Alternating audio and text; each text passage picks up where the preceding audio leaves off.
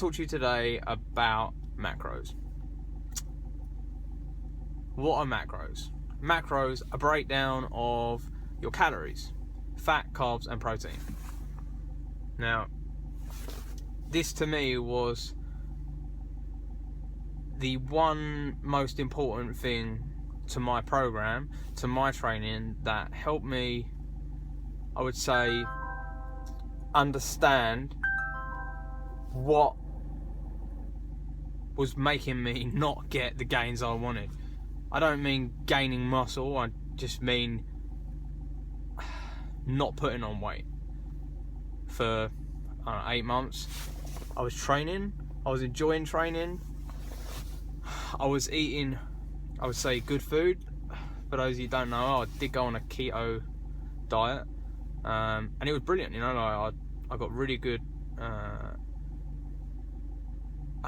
I experienced good things from it, like with my digestive system. I do stuff with IBS, and it helped me out a lot on that side of things. I was never gassy, never bloated, you know. The shits were good, one white wonders, and what can I say? Like, you know, it was a good diet to be on. The only downside to it for me was, other than, like, not that I'm someone to let people get to me, but people always look at you fucking strange when you're eating fucking bacon and egg and shitloads of cheese for breakfast every fucking morning, and then in the evening, you know, what do you eat? I don't know, I'm just gonna eat shitloads of fucking bacon, eggs and cheese for breakfast, lunch and dinner. It gets fucking tedious. You know, I had a variety of food I could eat, but I was never tracking macros, didn't know what the fuck macros was, and you know, it wasn't until I started tracking macros that I realised, like, although I was eating the food I was supposed to be eating, I was just eating well too much of that food, you know. No wonder I wasn't losing any fucking weight. You know, I reckon the training I was doing every day, every other day, kept me, you know, I lost a bit of weight at the start, probably a lot of water weight, but, you know, kept me from gaining loads of fat. But, you know, as soon as I started tracking my macros, understanding how it worked a bit more, it's brilliant. You know, like, I started to shed the weight really quickly. But then I found doing my macros properly on that diet, I was really, really restricted to the amount of food I was eating. You know, every gram of fat is 9 calories. Every gram of protein and carbs are 4 calories. So, you know, it doesn't take a rocket scientist to work out that you can consume a lot larger meals, being on a typically normal diet with, you know, a mixed protein, carbs and fat diet, rather than being on just a high fat diet. So I then went to I got it from Dave Palumbo. He does a high protein, moderate fat and low carb, so same, like nearly 40 grams of carb a day. The fat sort of fell into place, and I was taking, like, you know, 150 grams of protein from my pound of lean body mass, a gram per pound of lean body mass. So yeah, you know, that was working for me. But again, it's difficult to make them sort of meal choices, you know, when you're just eating fatty foods, which are beautifully tasty, but, you know, it was difficult. I never ate oats before much, you know. I never really did breakfast before, but I started to get cravings for fucking oats big time, you know. Like, I never had cravings for carbs before, you know. Being on the keto diet, I never had cravings on carbs, for carbs, until I started tracking my macros, and then it really started limiting the amount of actual food I was eating. You know, 1 slice of bacon, 1 ounce of cheese, 1 or 2 eggs. They're small meals, and yeah, it just didn't really fill me up, you know. So I started getting these cravings badly. So, you know, as soon as got the cravings, and then I'm bored and I'm on YouTube and I'm watching Eric the Electric and everyone else doing these fucking 10,000 calorie challenges and all this lovely food and donuts and porridge and, you know, another thing, donuts. I never liked donuts before, but like, you know, see these fucking challenges of donut eating all the time, and I was just fucking dreaming of the stuff. I literally wake up dreaming of porridge and donuts. So I done a bit of research and worked out what my macros would be, using Chris Jones's sort of calculator that you can get on his website, Beast Mode Jones Coaching. Worked it out from that, tweaked it a little bit, but yeah, got my protein in from that. The calculation on it online, I think it's like 0.825 grams per pound of body weight. And then my carbs, my fat, I think we stuck to 40 grams, and then my carbs were like 225, whatever it is, to meet up the rest of my calories. In a deficit of about 300 calories, so it puts me around about 1875, which is quite low.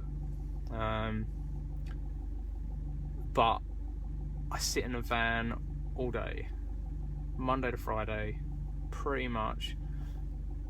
I would say in an 11-hour shift, I'd probably sit in my van for a good 8 hours. So, you know, sedentary job, exactly. I don't move around much, which sucks, because I would love to be like everyone else online, where they have to consume 3,000, 4,000 calories a day whilst in a deficit. It's ridiculous.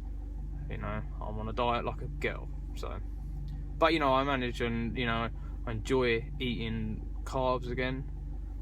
Took me a little while to adjust to some of the food. I was getting them stinky farts.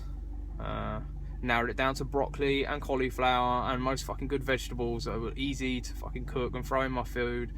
So, you know, my food I'm struggling with a bit at the moment. Starting to use lettuce instead, just as a bit of a green to throw in with some food, bit of variety. But pretty much just keeping it simple: rice, tuna, rice, chicken, sweet potato. You know, get my carbs and my protein in.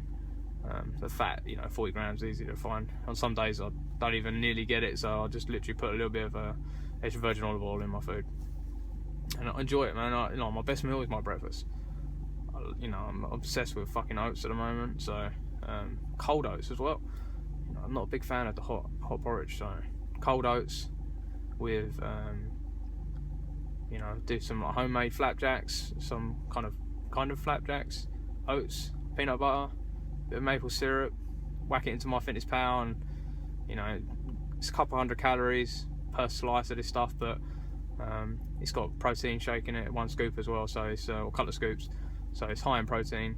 Just whack it in my porridge oats. It gives me a good macro reading. I'll put that on a video, banana and stuff like that. It's nice, it fills me up, and it's good to get back on some food like that. My only problem at the moment is my cheat days. You know, again, watching too many videos on YouTube, and it got me into cheat days when I didn't even need to be on them. I was losing a good amount of weight every week, till I sort of got sold on doing a cheat day, and since then, well, I started with refeed days. Let me turn that light off, that's far too bright. That's okay. Started with refeed days, calculated refeed days, high carb days. I didn't really see much difference in a high carb day to a cheat day. I put on around the same amount of weight.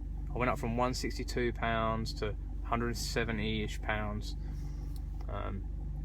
But like, I'm a bit of a plateau now, because you know, I'm probably losing too much weight. For me, I don't have the time to try and work this out exactly. I could do with having a couple of weeks to adjust it properly. I'm probably still, my deficit's probably too big. You know, they say you should lose a pound a week. I'm probably losing at the moment like £8 a week, £9 a week sometimes. But I put that down to the fact that, you know, I'm coming off a rebound of a high carb cheat day on a Sunday. I weigh normally 170 after my cheat day, 171, 2, 3. You know, sometimes if I've had a really bad day. and I'm back down to 162 roughly, around 162 the following Saturday morning. So I'm losing it. I'm thinking if I do another couple of weeks, if I miss the cheat day for one Sunday and do 2 weeks straight, I'm hoping to break into 150 pound. I'd like to get down to 155 and, you know, see what I'm like. But I'm gonna try that this week. You know, try that this week. But this video's getting too long now, so I'll cut it short. If you like this video, give me a thumbs up, comment and subscribe below.